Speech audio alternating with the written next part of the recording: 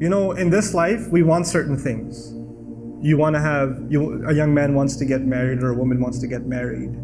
You want to have a good job, you want to have a house, you want your family to be okay, you want to provide for your children, you want to give them a good education, you want to get your kids married off. There are things, we have priorities in our life. There's things that are on your mind right now. You've been thinking about it for the last month, the last year, the last 2 years. There's stuff that you want to accomplish in your life.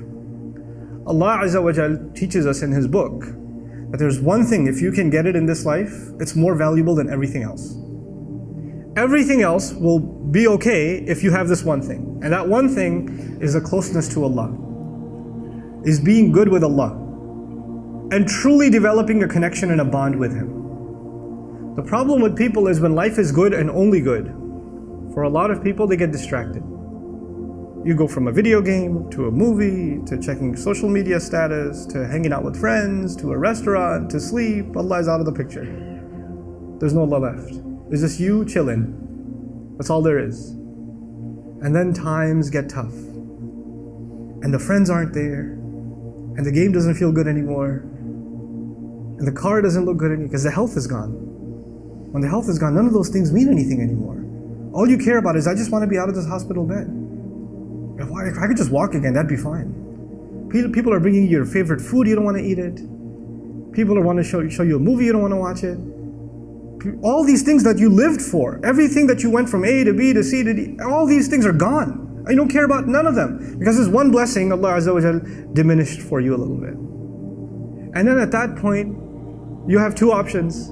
If you are of these people that are on the cliff, on the edge, you can start complaining to Allah, why did He do this to me?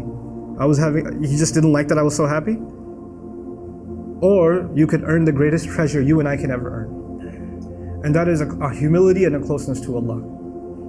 To actually realize, even when I was healthy, even when I was wealthy, even when I was doing well, everything was fine, I didn't realize even then that I was on life support. Allah was actually providing for me every moment. I didn't earn anything on my own. None of it was something that I deserved. This is why Allah Azza wa Jal will say, أُولَٰئِكَ لَهُمْ نَصِيبٌ مِّمَّا كَسَبُوا أُولَٰئِكَ لَهُمْ نَصِيبٌ مِّمَّا كَسَبُوا. Allah Azza wa Jal will describe even fadl, وَابْتَغُوا فَضْلًا مِّنَ اللَّهِ. Not kasaba min Allah. You can't earn something. It's a favor from Allah, whatever He's given you. But you don't realize it at the time because it just comes easy. But then you start begging Allah and asking Allah and crying to Allah and praying to Allah like you've never prayed before, feeling closer to Him like you've never felt before. And then Allah heals you. And you realize those moments you had when nobody was in the hospital room, you were just by yourself crying to Allah, were the sweetest moments of your entire life. Those were the few moments of your life that you actually had nothing between you and Allah. And those might be the moments that save you in the akhirah.